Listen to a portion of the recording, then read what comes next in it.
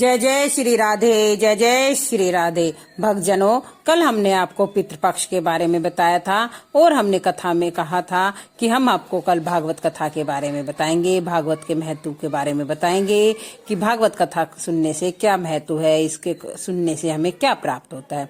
तो आज हम आपको भागवत कथा का महात्म्य बताते हैं।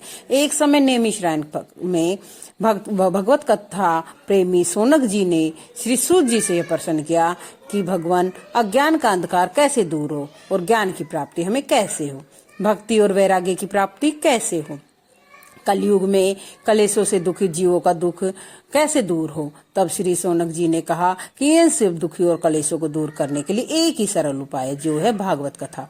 इसके सुनने से श्री कृष्ण भगवान बहुत ही प्रसन्न होते हैं। भागवत शास्त्र कलयुग में सुखदेव ने वर्णन किया है कि कई जन्मों के पुण्य जब इकट्ठे होते तब हमें भगवान की प्राप्ति होती है। यह कक्षा देवताओं को भी दुर्लभ है। श्री भागवत कथा सप्ताह में सुनने का सर्वदा मोक्षदायक है। यह भागवत कथा देव श्री नारद जी ने ब्रह्मा जी से सुनी, परंतु सप्ताह में श्रवण करने की विधि संत कुमार ने नारद जी से कही। श्रृंगी ऋषि ने जब श्राप दिया राजा परीक्षित को कि 7 दिन में तुम्हारी मृत्यु हो जाएगी सांप के डसने से, तब राजा परीक्षित ने संतों से पूछा, इतने थोड़े समय में मेरा उद्धार कैसे हो। जब सबने कहा कि आप 7 दिन के लिए भागवत कथा सुनिए जिससे आपको मोक्ष की प्राप्ति होगी, परंतु नारद जी ने यह कथा कैसे सुनी, क्योंकि नारद जी तो 2 घड़ी से अधिक एक स्थान पर नहीं रह सकते। तब सुखदेव जी बोले कि एक समय बद्री काष्ठ में सनक, सनंदन, सनातन, संत कुमार 4 ऋषि सत्संग के लिए आए और उन्होंने नारद जी को देखा। उनसे पूछा, आप उदास क्यों हैं? तब नारद जी ने कहा, मैं पृथ्वी को उत्तम जानकर वहां गया था। पुष्कर, प्रयाग, काशी, हरिद्वार, रामेश्वर सब तीर्थों में गया, परंतु मुझे कहीं भी संतोष नहीं मिला। अधर्म के सखा कलयुग ने इस पृथ्वी को पीड़ित कर रखा है कि सत्य, ताप, सोच, दया कहीं भी नहीं है। सब लोग अपने पेट पालने के लिए तुच्छ और झूठे हो गए हैं।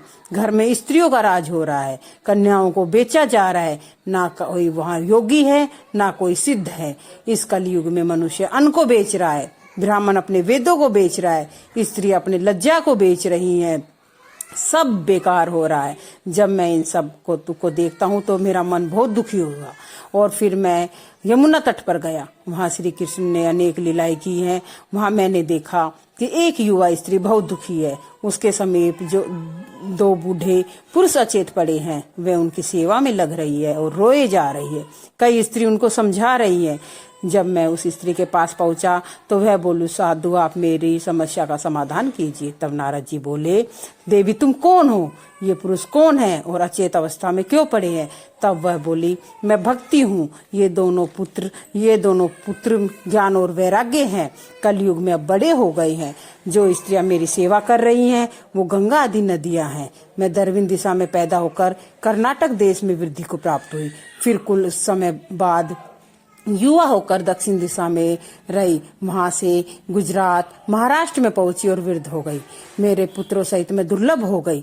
जब मैं उचरते विचरते वृंदावन पहुंची तब पहले की तरह युवा और सुंदर हो गई, पर मेरे पुत्र अचेत हो गए। हम तीनों एक साथ रहते हैं, परंतु यह कैसा उल्टा संकट है। माता यहाँ बूढ़ी है और बच्चे जवान हो तो सब ठीक है, परंतु सब उल्टा है।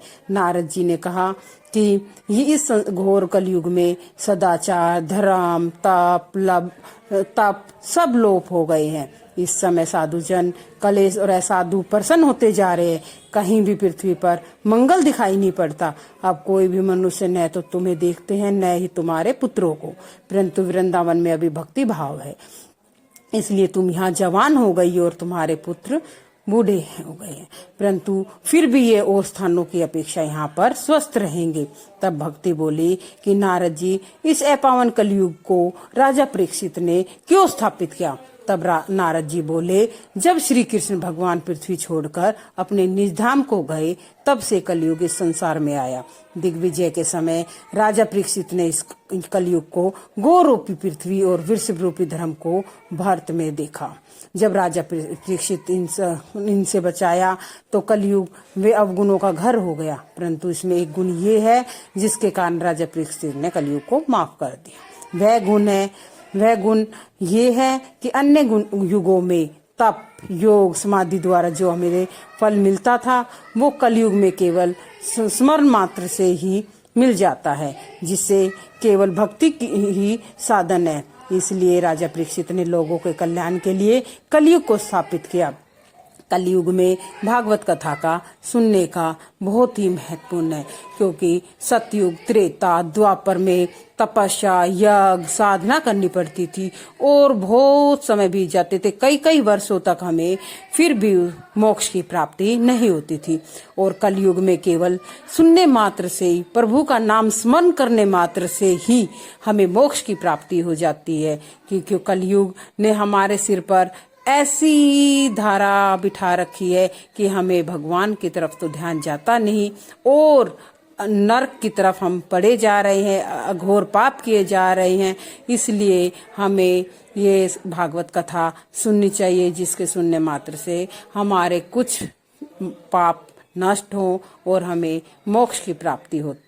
इसलिए मैं सभी भक्तजनों से हाथ जोड़कर प्रार्थना करती हूँ कि आप भागवत कथा का मूल पाठ जरूर सुने, जिससे हमें सुनने से अपने मोक्ष की प्राप्ति का सरल उपाय मिल सके।